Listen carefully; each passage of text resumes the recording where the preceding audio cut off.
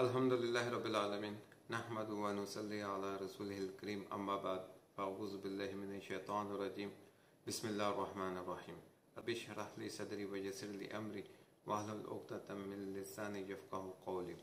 السلام علیکم رحمۃ اللہ وبرکاتہ۔ میں ہوں وسیم تبسم اپنے یوٹیوب چینل WT24 کے ساتھ۔ آج کا جو میرا موضوع ہے وہ ہے حضرت لقمان، ان کے بارے میں۔ قرآن شریف میں ان کا ذکر بھی ہے اور ان کی وہ نصیحتیں جو اللہ سبحانہ تعالیٰ نے قرآن شریف میں بیان کی ہیں، جو انہوں نے حضرت لقمان نے مرنے سے پہلے اپنے بیٹے کو نصیحتیں کی تھی۔ آج ہم 3 چیزوں پہ بات کریں گے۔ سب سے پہلے تو یہ کہ حضرت لقمان وہ تھے کون، کس علاقے سے ان کا تعلق تھا اور پیشے کے لحاظ سے کیا کام کرتے تھے۔ نمبر 2 کہ قرآن شریف میں کیوں کر اللہ سبحانہ تعالیٰ نے حضرت لقمان ان کا ذکر کیا، جبکہ وہ نبی بھی نہیں تھے اور کسی کے نبی کے پیروکار بھی نہیں تھے۔ اور نمبر 3 کہ حضرت لقمان نے اپنے بیٹے کو وہ کون سی نصیحتیں ہیں جو کہ کی، اس کے بارے میں آپ کو بتاؤں گا آج میں۔ سب سے پہلے ہم بات کرتے کہ حضرت لقمان تھے کون۔ اصل میں حضرت لقمان سوڈان اور مصر کا جو ایک سرحدی علاقہ ہے، نوبیا، وہاں کے مقامی تھے، وہاں کے رہنے والے تھے اور پیشے کے اعتبار سے یہ بڑھئی تھے اور حبشی النسل تھے اور عرب سے ان کا تعلق تھا۔ اور یہی وجہ ہے کہ عرب کے لوگ، جیسے کہ جب دعوت اسلام شروع ہوئی تو اس دوران بھی عرب کے جو مشرکین تھے اور کفار تھے، وہ اکثر اپنے خطبات میں، اپنے اقوال میں یا اپنی شعر و شاعری میں حضرت لقمان ان کا ذکر کیا کرتے تھے۔ اب بات یہ ہے کہ اللہ تعالیٰ نے کیوں حضرت لقمان ان کا ذکر جو ہے وہ قرآن شریف میں کیا، اور کیوں اللہ سبحانہ تعالیٰ نے وہ نصیحتوں کا ذکر کیا جو حضرت لقمان نے اپنے بیٹے کو مرنے سے پہلے کی تھی۔ اصل میں عربوں کا، کیونکہ جیسا کہ میں نے آپ کو بتایا حضرت لقمان ان کا تعلق عرب سے تھا، جو کہ سوڈان اور مصر کا جو ہے ایک سرحدی علاقہ نوبیا، وہاں سے ان کا تعلق تھا، حبشی النسل تھے، اس لیے عرب کے لوگ ان کو جانتے تھے۔ اب حضرت لقمان عقل سلیم رکھنے والے ایک انسان تھے، یعنی کہ ان کو اس بات کا شعور تھا کہ ہمیں اس دنیا میں کیوں کر بھیجا کیا ہے، ہمارا مقصد کیا ہے اس دنیا میں آنے کا۔ توحید پہ ان کا یقین تھا۔ وہ کسی نبی، یا وہ خود بھی نبی نہیں تھے اور نہ ہی کسی نبی کے پیروکار تھے، لیکن عقل سلیم ہونے کی وجہ سے ان کو اس بات کا پتہ تھا کہ اس دنیا میں پالنے والا کون ہے، اس دنیا میں ہمیں کس مقصد کے لیے بھیجا گیا ہے، اور اس دنیا ایک ہمارے لیے ٹیسٹ ہے، اور آخرت میں ہمیں اللہ سبحانہ تعالیٰ کے سامنے پیش ہونا ہے اپنے اعمال کے ساتھ۔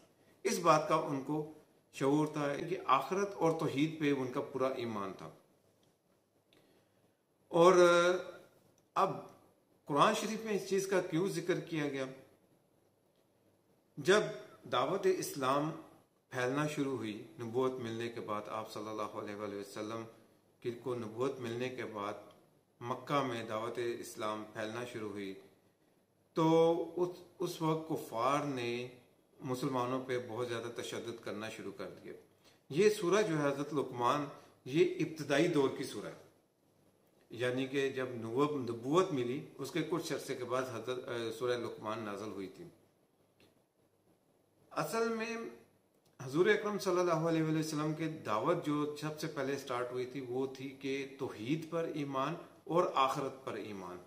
اس پہ آپ صلی اللہ علیہ وسلم نے بہت محنت کی کہ توحید پہ ایمان، کہ اللہ تعالیٰ کی ذات ایک ہے، اللہ تعالیٰ ہم سب کو پیدا کرنے والا ہے، اللہ تعالیٰ کے علاوہ ہم کسی کو معبود نہیں بنا سکتے، اور آخرت پہ یقین کہ مرنے کے بعد جو ہے ہمیں اللہ تعالیٰ کے سامنے حاضر ہونا ہے اور اللہ تعالیٰ کو جواب دہ ہونا ہے، اور آخرت پہ یقین ضروری تھا۔ کفار مکہ، ان کا یقین جو ہے نہ تو توحید پر تھا، وہ شرک میں مبتلا ہو چکے ہوئے تھے، اللہ کے ساتھ دوسروں کو معبود بنا چکے ہوئے تھے، اور نہ ہی ان کا یقین آخرت پہ تھا کہ ہمیں مرنے کے بعد دوبارہ زندہ کیا جائے گا۔ لیکن دوسری طرف یہ پوائنٹس دو آپ نے یاد رکھنے، ایک توحید اس پہ یقین نہیں تھا، دوسرا آخرت پہ یقین نہیں تھا۔ یہ دو چیزیں آپ نے ذہن نشین رکھنی ہے، اور آگے چل کے پھر اس کا جواب کیا آتا ہے قرآن شریف میں وہ میں آپ کو بتاؤں گا۔ لیکن ایک طرف وہ اپنے اشعار میں، کفار مکہ کی بات کر رہا ہوں، وہ اپنے اشعار میں، اپنے خطبات میں، اپنے اقوال میں حضرت لقمان کا ذکر کیا کرتے تھے۔ تو یہی وجہ ہے کہ اللہ سبحانہ تعالیٰ نے ان کو بتانے کے لیے کہ آپ تو توحید اور آخرت پر یقین نہیں رکھتے، لیکن جس شخص یعنی حضرت لقمان کا آپ ذکر کرتے ہیں اقوال میں، خطبات میں اور اپنی شعر و شاعری میں، وہ تو توحید اور آخرت پر یقین رکھتے تھے۔ تو اس وجہ سے اللہ سبحانہ تعالیٰ نے یہ سورہ نازل کی، اور اس کے وہ پوائنٹ جو حضرت لقمان مرنے سے پہلے انہوں نے اپنے بیٹے کو کی تھی، اس کا ذکر کیا گیا۔ اب آ جاتے ہیں، دیکھیں ایک تو پہلی بات آپ کو کلیئر ہوگی کہ حضرت لقمان تھے کون، کہاں سے ان کا تعلق تھا، اور اللہ تعالیٰ نے ان کو حکمت عطا فرمائی تھی۔ نمبر دو کہ کس وجہ سے یہ سورہ نازل ہوئی تھی، کیونکہ کفار مکہ وہ توحید اور آخرت کو نہیں مانتے تھے، لیکن حضرت لقمان کا اکثر ذکر کیا کرتے تھے شاعری میں، اقوال میں، خطبات میں، لیکن وہ حضرت لقمان تو اس چیز کو مانتے تھے، لیکن ذکر بھی ان کا کرتے تھے، لیکن حضور اکرم صلی اللہ علیہ وسلم کے کہنے کے باوجود بھی وہ اس چیز پہ یقین نہیں کرتے تھے کہ دوبارہ مر کے زندہ کیا جائے گا۔ لیکن حضرت لقمان ان کا ذکر کیا کرتے تھے، وہ اپنے روزمرہ کے اقوال میں اور خطبات میں۔ یہ دو چیزیں۔ اب آ جاتے ہیں وہ پوائنٹس جو کہ حضرت لقمان نے اپنے بیٹے کو مرنے سے پہلے نصیحت کی، وہ کون سی باتیں ہیں؟ سب سے پہلے تو بات اللہ سبحانہ تعالیٰ نے بیان کیا کہ ہم نے یہ بتا دیا اللہ تعالیٰ نے کہ لقمان کو اللہ تعالیٰ نے حکمت عطا کی تھی۔ قرآن شریف میں ہے کہ ہم نے لقمان کو حکمت عطا کی تھی کہ اللہ کے شکر گزار ہو۔ اللہ تعالیٰ نے ان کو حکمت عطا کی تھی، ان میں کسی قسم کا کوئی تکبر نہیں آیا، کوئی فخر نہیں کیا، خود پسندی نہیں تھی، لیکن انہوں نے اس نعمت جو اللہ تعالیٰ نے حکمت عطا کی تھی اس کا شکر ادا کیا، اور دوسروں کو اس سے فائدہ پہنچا، دوسروں کو اچھی نصیحت کرنا۔ جو کوئی شکر کرے گا، آگے اللہ تعالیٰ بتاتے ہیں کہ شکر گزار جو ہوتا ہے اس کے لیے کتنا فائدہ ہے۔ جو کوئی شکر کرے اس کا شکر اس کے لیے ہی مفید ہے، یعنی کہ جو اللہ تعالیٰ نے نعمتیں دی ہیں، جیسے حضرت لقمان ان کو حکمت عطا کی تھی، انہوں نے اللہ تعالیٰ کا شکر ادا کیا، اور ان کے لیے کتنا فائدہ ہے اس چیز کا، کیونکہ اس سے دوسروں کو بھی فائدہ پہنچ رہا ہے، اللہ تعالیٰ کا بھی شکر ادا ہو رہا ہے، اور اس کے ساتھ ہی ہمارے آخرت کے لیے جو جنت کا جو ہے راستہ، وہ جنت میں داخل ہونے کے لیے وہ بھی آسانیاں پیدا ہو رہی ہیں۔ اسی طرح بہت سے پیغمبر، ہر ایک پیغمبر نے اللہ سبحانہ تعالیٰ کا ہر ایک مشکل میں شکر ادا کیا کہ اللہ تعالیٰ نے جو کچھ دیا ہے، جن حالات میں دیا ہے، ہر حال میں اللہ کا شکر ادا کیا۔ لیکن اللہ تعالیٰ آگے ایک اور بات بتاتے ہیں، جو کوئی کفر کرے تو حقیقت میں اللہ بے نیاز اور آپ سے آپ محمود ہے، یعنی کہ اس کا مطلب یہ ہے کہ جو کوئی کفر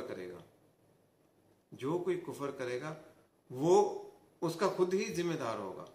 کفر اللہ کا شکر ادا نہیں کرے گا، کفر کرے گا تو اس میں اللہ تعالیٰ کی بڑائی میں کوئی کمی نہیں آئے گی۔ اللہ تعالیٰ آپ سے آپ محمود ہے، کیونکہ اس دنیا کا ذرہ ذرہ، پانی میں رہنے والا ہر ایک جانور، مچھلی، چرند پرند، زمین پہ رہنے والے جانور، ایک ایک ذرہ جو ہے اللہ تعالیٰ کی تعریف کر رہا ہے، اللہ تعالیٰ کا شکر ادا کرتا ہے۔ تو کسی کے نہ شکر کرنے سے اللہ تعالیٰ کی بڑائی میں کوئی کمی پیشی نہیں آنے والی۔ اللہ بے نیاز ہے اور آپ سے آپ محمود ہے۔ پھر اللہ سبحانہ تعالیٰ نے یہ دو چیزیں بتانے کے بعد جو وہ نصیحتیں جو حضرت لقمان نے مرنے سے پہلے اپنے بیٹے کو کی تھی، قرآن شریف میں ارشاد فرمایا، یاد کرو جب لقمان اپنے بیٹے کو نصیحت کر رہا تھا، اس نے کہا بیٹا اللہ کے ساتھ کسی کو شریک نہیں کرنا، اور حق یہ ہے کہ شرک بہت بڑا ظلم ہے، یعنی کہ کفار کیا کرتے تھے، مشرکین مکہ کیا کرتے تھے کہ اللہ کے علاوہ دوسرے معبود بنا رکھے ہوئے تھے، بتوں کی پوجا کرتے تھے، چڑھاوے چڑھایا کرتے تھے. تو ایک طرف وہ ان کو مانتے بھی تھے، ان کے اقوال وغیرہ دیکھیں یہ لنک بن رہا ہے نا کہ ایک طرف تو ان کے اقوال، ان کی حکمت کی باتیں اپنی شعر و شاعری خطبات میں کرتے تھے، لیکن انہوں نے اپنے بیٹے کو کیا کہ نصیحت کی تھی کہ اللہ کے ساتھ کسی کو شریک نہیں کرنا. حق یہ ہے، شرک بہت بڑا ظلم ہے، لیکن دوسری طرف مکہ کے لوگ جو مشرکین تھے، کفار تھے، وہ بت پرستی بھی کرتے تھے، شرک بھی کرتے تھے. اور یہ پیغام نہ صرف ان کے لیے، یہ پیغام ہم سب کے لیے بھی ہے. اللہ تعالیٰ نے یہ قرآن شریف میں جو بھی میسیج دیا نہ صرف ان کے لیے، یہ آگے آنے والی نسلوں کے لیے بھی ہدایت ہے. تو اسی لیے اللہ تعالیٰ کے ساتھ کسی کو ہمیں بھی شریک نہیں کرنا چاہیے. شرک سے مراد یہ نہیں ہے کہ کسی دوسرے بتوں کی پوجا کرنا، اپنے نفس کا غلام ہو جانا بھی شرک ہے. جب ہمارا نفس خواہشات کی طرف ہمیں رغبت دلاتا ہے کہ یہ چیز حاصل کرو، اتنی محنت کرو، اور یہ تم بھی کر سکتے ہو، تم یہ قابل ہو، تمہارے پاس اتنی ڈگریاں ہیں، تم یہ سب کچھ کر سکتے ہو، یہ بھی ایک شرک ہے.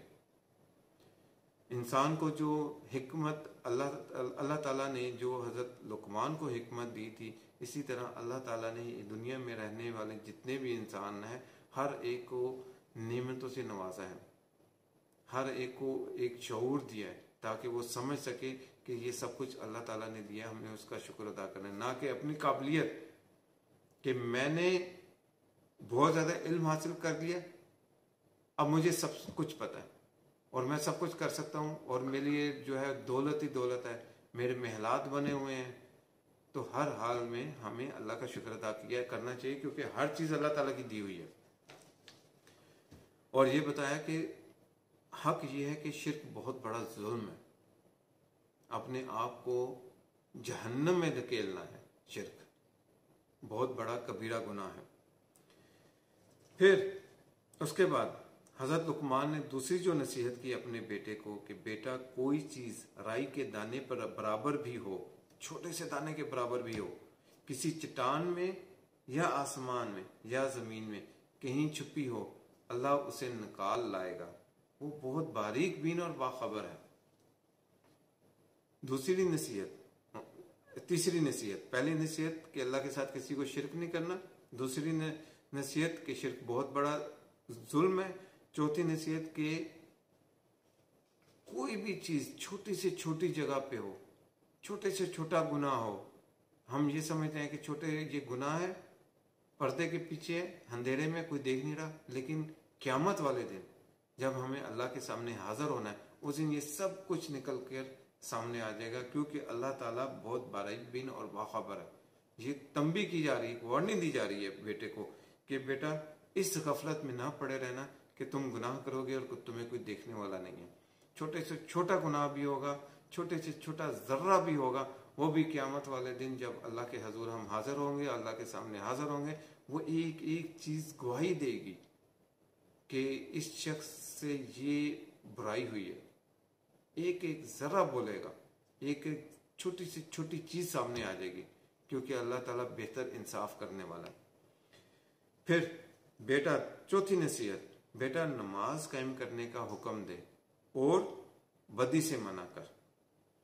ایک طرف لوگوں کو اچھائی کرنے کا حکم دے، اللہ کی طرف لانے کا حکم دے، نماز قائم کرنے کا حکم دے، اور ساتھ ہی کہا ہے کہ لوگوں کو بدی سے روکنا. کیا ہم یہ کرتے ہیں؟ کیا ہم اپنی روزمرہ کی زندگی میں چلیں نماز پڑھ لیتے ہیں، بہت سے لوگ نماز پڑھتے ہیں، تو کیا ہم دوسروں کو بدی سے روکتے ہیں؟ اگر کوئی شخص ہمارے سامنے بیٹھا ہو، اگر وہ برائی کی طرف جا رہا ہو، تو ہمارا فرض بنتا ہے کہ ہم اس کو بدی سے روکیں، ہم اس کو برائی سے روکیں. پھر چھٹا پوائنٹ، جو مصیبت بھی پڑے اس پر صبر کر. جو بھی مشکل آتی ہے اس پہ یہ نہ کرو کہ ہم قصوروار دوسرے کو ٹھہرانا شروع کر دیتے ہیں. مصیبت آتی ہے تو سم ٹائم ہم کہنا شروع کر دیتے ہیں کہ اللہ تعالیٰ یہ آپ ہی کی وجہ سے سب کچھ ہوا ہے، لیکن ہر چیز میں اللہ تعالیٰ نے آزمائش رکھی ہے. اب بعض لوگوں کے پاس بہت زیادہ دولت ہے، اب کچھ لوگ ایسے ہیں جن کے پاس وہ اتنی دولت نہیں ہے، تو جو بھی ہے اس پہ اللہ تعالیٰ کا شکر ادا کرنا ہے. تو ہمیں ہر حال میں جو بھی مشکل پریشانی مصیبت آتی ہے اس میں اللہ تعالیٰ کا شکر ادا کرنا ہے. کیونکہ یہ ہمارے لیے آزمائش ہوتی ہے. یہ بھی ایک ٹیسٹ چل رہا ہوتا ہے کہ اللہ تعالیٰ رزق دے کے بھی آزماتا ہے اور رزق لے کے بھی آزماتا ہے. اور جب رزق دے رہا ہوتا ہے تو ہم کہتے ہیں یہ ہماری قابلیت سے ہے، اور جب رزق کم ہو رہا ہوتا ہے تو ہم کہتے ہیں اللہ تعالیٰ کی طرف سے ہے. تو ہر حال میں ہمیں اللہ تعالیٰ کا شکر ادا کرنا چاہیے. یہ وہ باتیں ہیں جن کی بڑی تاکید کی گئی. اچھا جی، اس کے بعد 7واں پوائنٹ، اور لوگوں سے منہ پھیر کر بات نہ کر. اگر کوئی شخص آپ کے پاس آئے اور کوئی چیز پوچھنا چاہ رہا ہے تو اس سے کبھی منہ نہ پھیرو. اس کو جو سیدھا راستہ ہے، جو صحیح بات ہے، وہ اس تک پہنچاؤ. کسی کو ایسی بات نہ کرو کہ اس کے دل آزاری ہو. تو 7ویں نصیحت کہ لوگوں سے منہ پھیر کر بات نہ کرو. نہ اتنا تکبر آ جائے کہ آپ کے پاس بہت پیسہ ہے تو اب جو بھی چھوٹے، جو ظاہر ہے جو معاشی طور پہ اتنے مضبوط نہیں ہوتے ہیں، تو بہت سے لوگوں میں ایک تکبر سا آنا شروع ہو جاتا ہے کہ یار یہ کیا، اس سے تو بات کرنے کی ضرورت ہی نہیں ہے.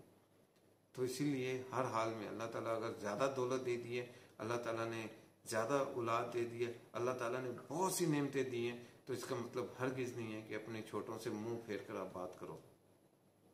تو اس بات کا بہت خیال رکھنا ہے. زمین میں اکڑ کر چل، نہ زمین پر اکڑ کر چل. اکڑنا ایک تکبر ہے، ایک غرور ہے. جب انسان کے پاس بہت تعلیم آ جاتی ہے نا، تو بہت سے لوگ ایسے ہوتے ہیں کہ وہ کہتے ہیں ہماری قابلیت سے یہ سب کچھ ہوا ہے.